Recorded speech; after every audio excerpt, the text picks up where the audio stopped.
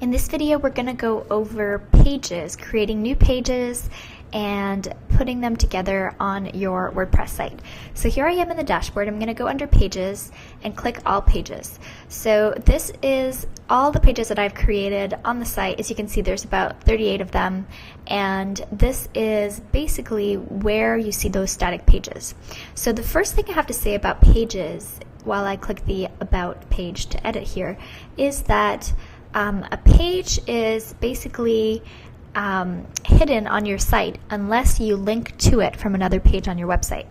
So what that means is that you are actually creating pages that kind of hang out on their own unless you link them from either the navigation menu or from other pages. So let me just show you a little bit about how to edit these pages. Now, here I am, and I can either go into visual or HTML, just the same as when I'm editing a post. And again, I have the similar types of options here. So one thing I'm going to show you is to, in order to get more options here, there's this little thing called Show or Hide the Kitchen Sink. So when you click that, you'll actually see even more options to edit the text and the formatting. So let's say I wanted to do, to bold this. I would just click bold here. And so basically this is pretty straightforward when it comes to actually, like, if you wanted to center something, you would just click center. A lot of the formatting is very straightforward, very similar to some of the other formatting programs out there. So I'm just going to undo some of that work here.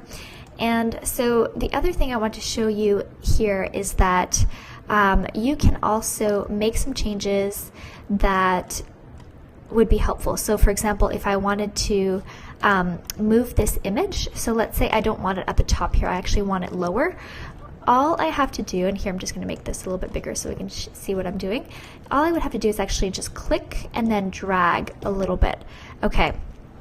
And so what happens is you can actually see there's a little cursor. I don't know if you can actually see it, but it just follows my cursor. And so if I were to put it there, it would actually show up differently.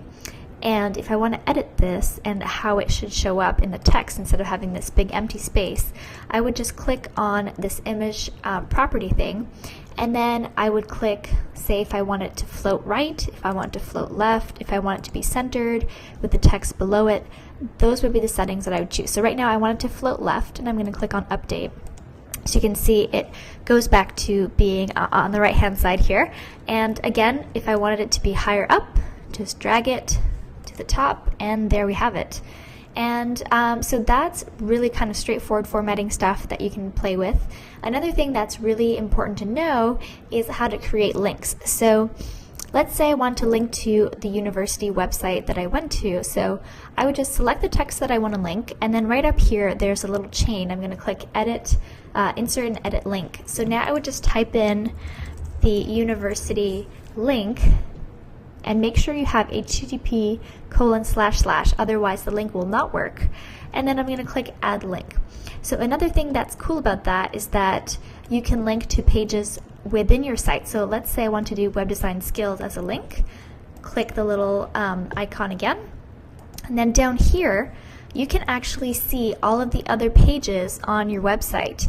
And these are actually just, recent pages that I've edited. So let's say I wanted to link to a previous blog post, or if I want to link to the services page, I would search, and let's say I want to link to this website store page. That will fill out the URL at the top here, and click add link.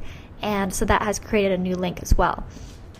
Okay, so a couple other things to take a look at here. So depending on what theme you have, you can choose whether you want the layout to be full width, whether you want to have sidebars, and that will really depend on what theme you're using. So I'm not going to go into that too much here, but all you would have to do to change this page would be to click update. All right.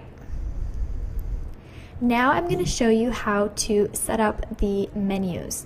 So what we're going to do with the menus is basically choose what's at the very top in our navigation bar. So let's say that I wanted to have client FAQs, and I want those to be at a subcategory here under Work with Natalie. So I would just put that there.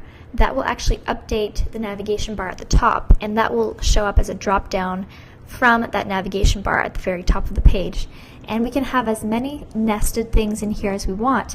And keep in mind that after you've created a new page, which you can do by going to Pages, Add New, which is the same as editing a page, except that you're creating a new one.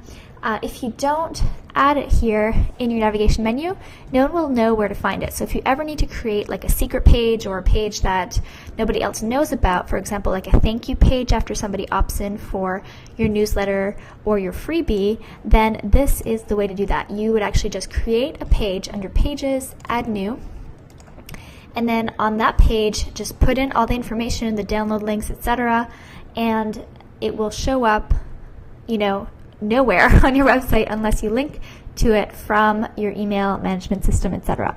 So the other thing to take a look at here is page attributes. So one of the things that can be confusing when it comes to WordPress is the parent attribute here. So you know how I was mentioning that you can have pages as drop downs on that navigation bar? Well, that's entirely different and separate from the page attributes and the parents here. So let's say that I want to create a new page called Consulting. Okay, so this page would be under Work with Natalie. So I would just look for that page called Work with Natalie. Okay, great. So now that I've created this consulting page, it'll be under Work with Natalie, and the only thing, let me actually just show you, I'll just publish this page. So the only thing that this does is that it creates this URL structure, so this link structure, where it's my main domain /services/consulting. Okay, so that's all this parent attribute does. It doesn't actually change the menu. So if you wanted this to be maybe in a completely separate drop-down menu under Shop, you could actually do that, or under Contact, you could actually do that. So those are two separate things that are actually not connected. The only reason you would want to use this page attribute thing is really just to organize your pages, because once you get up to like 40 pages like I have, it can be hard to manage to see all that page, all those pages on one page, and it makes sense to kind of nest them. So as you can see here, I have like my products nested here. I have like a thank you page after somebody contacts us. For clients, I have certain things. On the About page, I have about the company, and sub pages, which don't necessarily show up as sub pages in the navigation, but it just makes sense for me to organize them this way because it really helps manage pages better.